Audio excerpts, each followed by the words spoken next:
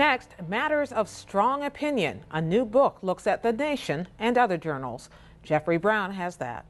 The Nation magazine is this country's oldest continuously published weekly magazine. Expounding a view from the left, it has a long, colorful, and often controversial history. But in an era of fast-changing media and technology, what is the role of it and other journals across the political spectrum today and in the future? A new book called A Matter of Opinion takes up that and other questions. Its author is Victor Navasky, the longtime editor and now publisher of The Nation. Welcome to you. Good to be here, Jeff. One of the things that comes through most in your book is what a high-wire act it is to keep a magazine like The Nation going.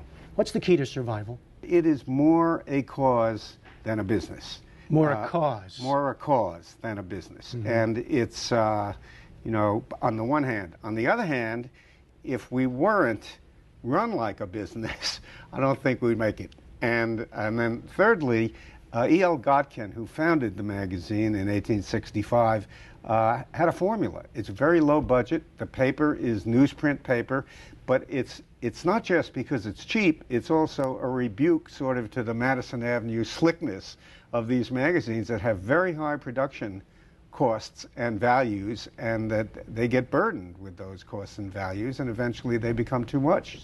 So what's the answer to the question I posed in the introduction? What's the role of the small opinion journal in a society where we have ever larger media on the one hand and new technology on the other that reaches out to grab people in new ways? Well, first of all, I think the critical precondition for a magazine like The Nation is that it is independent. We have an ad campaign that says no one owns The Nation. That's why so many somebodies read it. And then we have pictures of everybody from Ani DeFranco to Paul Newman, who is one of our owners. The role is to give an independent perspective on what's going on. It's to question the official line. It's to monitor the major media. It's to publish information that you won't find in the major media. But basically, it's to explain the underlying meaning of events in a way that the sort of convention of narrative neutrality in the mainstream media doesn't permit. Now, many people look at the media landscape today, the public square, as Yes. you refer to it, and they say we have too much opinion. Everyone's yelling at each Yes. other. You write that, to me, the problem is too little opinion, not Yes. too much. Yes. Explain. Okay. When people say we have too much opinion, I like to think what they're talking about are the shout shows on cable television. To have a serious opinion, you've got to have, first of all, you've got to be able to state your opposition's point of view better than he or she states it, him or herself. Secondly, you've got to mobilize the evidence. Thirdly, you've got to present an analysis and moral, political, and cultural argument which will persuade your reader, viewer, or listener that you're right.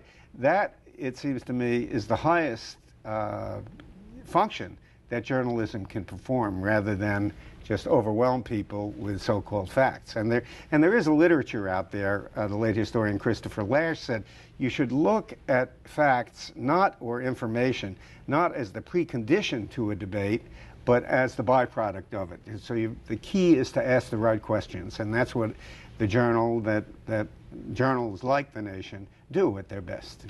Part of the argument seems to be that everyone comes with an ideology, and so true objectivity is impossible. Is that what you're saying?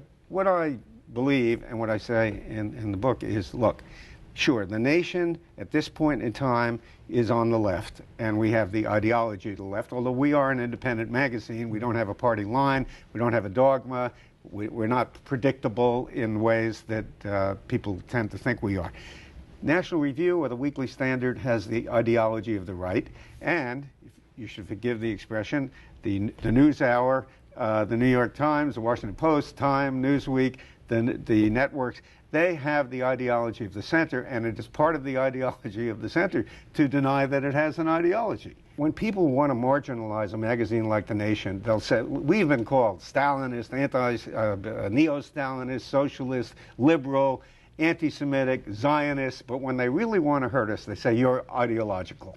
And my point only is, yes, we are open about our political values, but if we trimmed, if we left out inconvenient facts, if we stacked the deck in favor of what our argument, if we mobilized facts in order to reach a preconceived conclusion, that's bad journalism. It has nothing to do with whether you're ideological or not, in my view.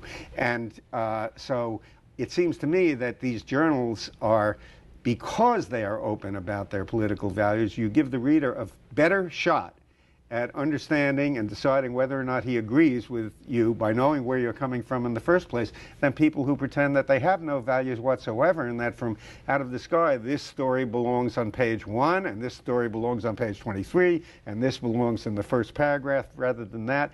It's a set of decisions are made that are not based on objective criteria, they're based on subjective criteria. Molly Ivins once said, you know, look, when she said it, she was 49. She's probably now all of 50, who knows. But she said, I'm a 49-year-old white woman from the South, and there's no way that, that my perspective is going to be the same as a 16-year-old high school dropout single black mother. And that anyone who has talked to 5 witnesses to an automobile accident knows that there is no such thing as objectivity in that sense. Let me ask you one thing about being a journal of the left. If you look at the landscape now, whether it is political, economic, many aspects of our social life, it would look as though the nation seems to be on the wrong side of history. Does it look that way to you? Well, I'll put it this way. If identifying with the dispossessed is the wrong side of history, then we're on the wrong side of history. If having, and when you go backwards, the nation, of course, was founded by people in and around the abolitionist movement who were said in their day to be on the wrong side of history. Was the abolition of slavery the wrong side of history? No, it wasn't. So someone once said that the nation is a magazine for the permanent minority. And I said, well, I don't know if I like that. I mean, I don't mind being in the minority, but the permanent minority, it doesn't sound great to me, on the one hand. On the other hand, if it means that you're ahead of your time, rather than on the wrong side of history, then that's not a bad place to be. And I think on a whole range of issues, including the problems posed by the atomic bomb, which the late Frida Kirchway identified as a critical issue, all of the arguments about the war in Iraq, the invasion of Iraq, before we entered Iraq, that Katrina vanden Heuvel's nation were running, and Jonathan Schell's, a combination of reporting and essay writing about this, as well as all the other people in the magazine, that's not the wrong side of history, I think, and I think we're learning that every day. Okay, Victor Navasky, the author of A Matter of Opinion. Thank you very much. Thank you very much.